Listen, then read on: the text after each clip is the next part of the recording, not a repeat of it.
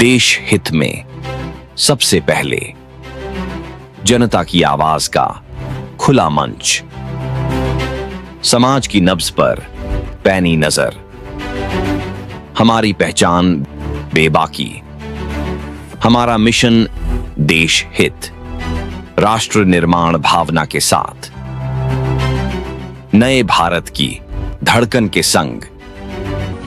Hindutva TV, धर्मो रक्षति रक्षिता। और उसके साथ साथ इस मंच के सामने मौजूद मेरी माता और बहनें, बुजुर्गों और नौजवान साथियों, आप सभी को सेवा जोहार। साथियों, आज पूरी दुनिया में विश्व आदिवासी दिवस मनाया जा रहा है।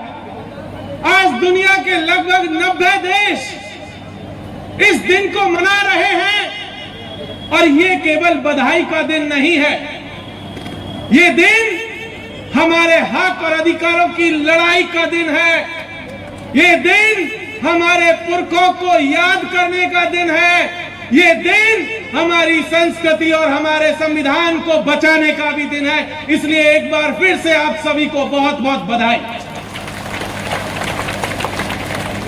साथियों, बधाई के साथ साथ एक बात कहना और जरूरी है कि ये बड़े दुख की बात है कि आज इस देश की महामहिम राष्ट्रपति महोदया, जो कि हमारे ही समाज से आती है, हमारे अपने परिवार की सदस्य है, लेकिन इसके बावजूद भी उन्होंने हमें बधाई अभी तक नहीं दी। हमारे लिए एक दुख की बात और है कि हमारे प्रधानमंत्री महोदय, जो बहुत लंबे लंबे दावे करते हैं, जब कभी छत्तीसगढ़ आएंगे तो पीला गमछा डाल लेंगे, जब राजस्थान जाएंगे तो सफेद गमछा डाल लेंगे, जब नॉर्थ ईस्ट में जाएंगे तो कोई और गमछा डाल लेंगे, लेकिन आज उन्हें भी याद नहीं आया कि आज आदिवासियों को बधाई दे दी जाए। ये भी बड़े दुख की बात है। एक दुख की बात और है, हमारे इसी प्रदेश के मुख्यमंत्री, वो भी आदिवासी समाज से आते हैं। मैं उनका भी ट्विटर चेक कर रहा था तो मैंने देखा कि उन्होंने कुछ देर पहले गौवंश को बचाने के लिए एक बड़ी योजना अनाउंस की थी, लेकिन पूरे दिन में उन्होंने भी अभी तक बधाई नहीं दी है हमें। यह भी बड़े दुख की बात है। लेकिन साथियों, एक बात यहां से कहना बहुत जरूरी है कि हमें तुम्हारी बधाई नहीं चाहिए, हमें अपना हक चाहिए, हमें अपना संविधान चाहिए, हमें अपने जल, जंगल और जमीन चाहिए। आप अपनी बधाई अपने पास रखिए। हमारे पास बधाई देने के लिए धमतरी की जमीन से लेकर के पूरे दुनिया के लोग हैं। आप बस हमें अपना हक दे दीजिए, हमें इससे ज्यादा आपसे कुछ नहीं चाहिए। जो लोग बधाई नहीं दे रहे हैं उनको भी जानना जरूरी है, वो बधाई क्यों नहीं दे रहे हैं। वो कह रहे हैं कि ये तो कुछ मिशनरियों का एजेंडा है, कुछ खास राजनीतिक दलों का एजेंडा है, किसी विदेशी का एजेंडा है। तो सरदार, हम आपसे यहां से कह देना चाहते हैं, ये किसी का एजेंडा नहीं है, ये आदिवासियों का एजेंडा है और ये हमारे जल, जंगल, जमीन का एजेंडा है। और ये बात यहां से कह देना बहुत जरूरी है। जो लोग एजेंडे में हमको बांट देना चाहते हैं, जो ये बात कहना चाहते हैं कि हम आपको इसलिए बधाई नहीं दे रहे क्योंकि आप इस एजेंडे के शामिल हैं, लेकिन हम यहां से कह देना चाहते हैं, उनकी एक राजनीति और है। उस राजनीति को भी यहां से समझना जरूरी है कि वो तो हमें आदिवासी मानते ही नहीं। वो तो कहते हैं कि ये तो वनवासी हैं और वनवासियों का तो कोई दिन ही नहीं है। तो साहब, हम यहां से कह देना चाहते हैं, और हमने आज से 78 साल पहले संविधान सभा के भीतर भी कहा था, जब मैं इस पुस्तक को लिख रहा था संविधान सभा में आदिवासी, जब इसको लिखा जा रहा था तब भी एक आदिवासी था जो संविधान सभा के भीतर खड़ा होकर के कह रहा था कि मुझे वनवासी शब्द मंजूर नहीं है, मेरे लिए कोई और दूसरा शब्द मंजूर नहीं है, मुझे अपने लिए केवल एक शब्द चाहिए, वो है आदिवासी, और उसके अलावा कोई दूसरा शब्द हमें मंजूर नहीं है। तो जो हमें वनवासी कह करके, वनवासी कल्याण आश्रम खोल करके यहाँ जो है बांटने की राजनीति कर रहे हैं, उनसे भी कह देना चाहते हैं कि आपको कोई हक नहीं कि आप हमें वनवासी कहें या कुछ और कहें। हमारे लिए हमारे पुरखों ने एक शब्द चुना था, वो है आदिवासी, और उसको हम गर्व से कहते हैं।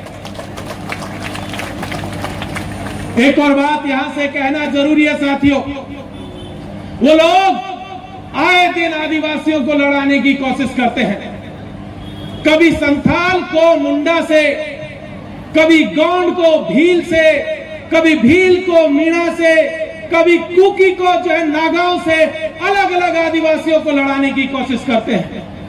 कभी वो जाति के नाम पर लड़ाते हैं, कभी धर्म के नाम पर लड़ा रहे हैं। और आप तो देख रहे होंगे, आपके यहाँ तो एक अलग किस्म की लड़ाई चल रही है। कहा जा रहा है कि जिन्होंने ईसाईयत को अपना लिया, जिन्होंने इस्लाम को अपना लिया और किसी ने और धर्म को अपना लिया, उनका हक छीन लेना चाहिए।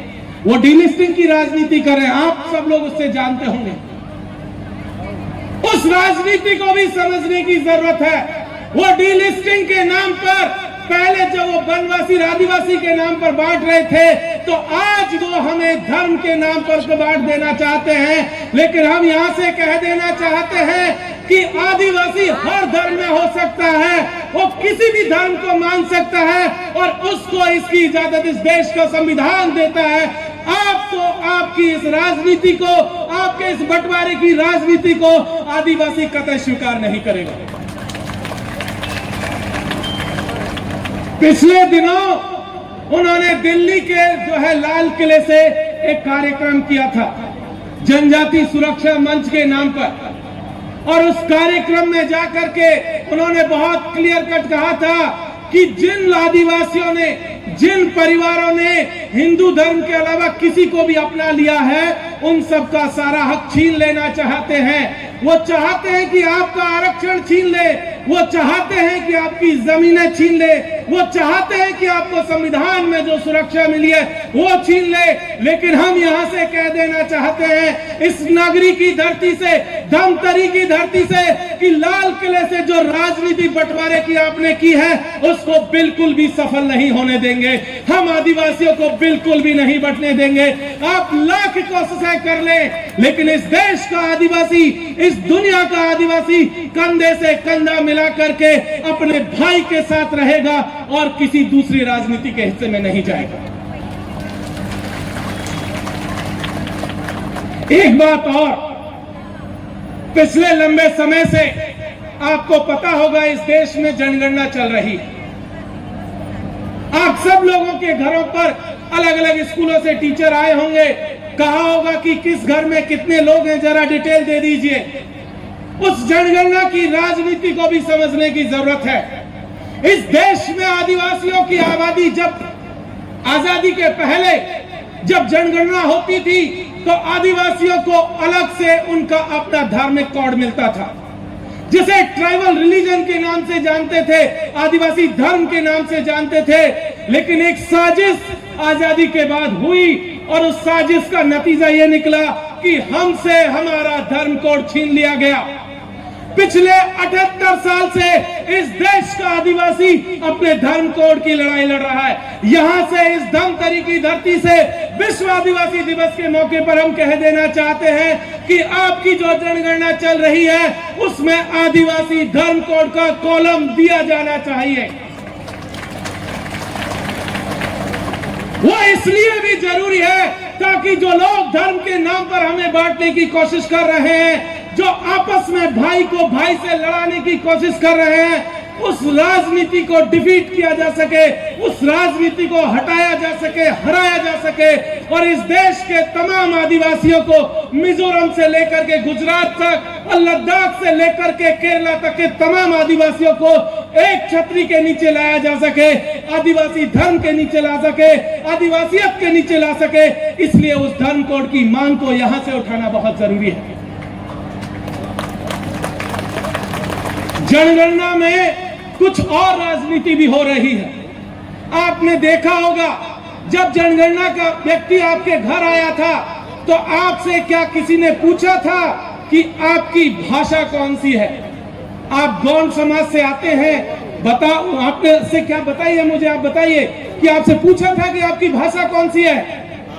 नहीं पूछा था, ना हमसे पूछा, ना इस देश के किसी और आदिवासी से पूछा। इस देश का आदिवासी समाज अपनी भाषा से जुड़ा हुआ है, लेकिन वो हमारी भाषाओं की गणना जनगणना के अंतर्गत नहीं कर रहे हैं। और हम ये बात बता देना चाहते हैं कि अगर हमारी भाषाओं की गणना नहीं होगी तो हमारा जो समाज का ज्ञान है, जो हमारी पीढ़ियों से मिलता आया है, हमें हमारे दादा से मिला, उन्हें उनके दादा से मिला, उन्हें उनके पहले वालों से मिला, वो ज्ञान भी खत्म हो जाएगा अगर हमारी भाषा खत्म हो जाती है। अगर वो भाषा खत्म होगी तो हमारी तमाम तरह की संस्कृतियां खत्म हो जाएंगी, हमारी विरासत खत्म हो जाएंगी, हमारी परंपराएं खत्म हो जाएंगी। इसलिए यहां से यह कह देना जरूरी है कि जो जनगणना 2027 में होने जा रही है उसमें आदिवासी भाषाओं को भी शामिल किया जाना चाहिए। संविधान सभा के भीतर जब बहस चल रही थी उस समय मुंडा समाज से जयपाल सिंह मुंडा आते थे, उन्होंने एक बात कही थी। जो साथी स्कूल जाते हैं, कॉलेज जाते हैं, वो इस बात को जानते होंगे कि हमारे संविधान की 8वीं अनुसूची में भाषाओं का एक कॉलम है जहां लगभग 21-22 भाषाएं दर्ज है, लेकिन उसमें से मात्र जो है 3 या 4 आदिवासी भाषाएं हैं। लेकिन इस देश में 750 से ज्यादा आदिवासी समाज है और हर समाज की एक भाषा है, लेकिन किसी को भी उन 3-4 के अलावा उस संविधान में जगह नहीं है। आज हम यहां से कह देना चाहते हैं, हर एक समाज की जो भाषा है उसे भी संविधान की अनुसूची 8 में शामिल किया जाना चाहिए। कि आदिवासी समाज में जो गरीबी का आलम है, जिस तरीके का रोजगार का संकट गांवों के भीतर है, आदिवासी समाज का बहुत बड़ा हिस्सा अपना गांव छोड़ करके किसी शहर में चला गया, मजदूरी के लिए चला गया। अब यहाँ उसका घर नहीं, शहर में उसका घर नहीं, उसकी कोई जनगणना नहीं हो रही। और साथ ही साथ कई इलाके ऐसे हैं जहां प्रशासन के लोगों ने देश के अलग अलग हिस्सों में आदिवासी गांव की जनगणना ही नहीं की, क्योंकि उनकी जमीनें खाली करानी थी या कुछ और सरकारी वजह से उन लोगों की जनगणना ही नहीं की। और लगातार आप देख रहे होंगे कि जिस तरीके से देश में आबादी बढ़ रही है, आदिवासियों की आबादी उल्टे घटती जा रही है, आपको मालूम होगा। झारखंड जब बना था, आप ही के साथ बना था, लगभग 30% के आसपास आदिवासी आबादी थी, लगभग 33 थी। आज की तारीख में झारखंड के अंदर लगभग 26% आदिवासी आबादी रह गई है। आपके छत्तीसगढ़ में भी देखेंगे तो पता चलेगा कि लगातार आदिवासी आबादी घटती जा रही है।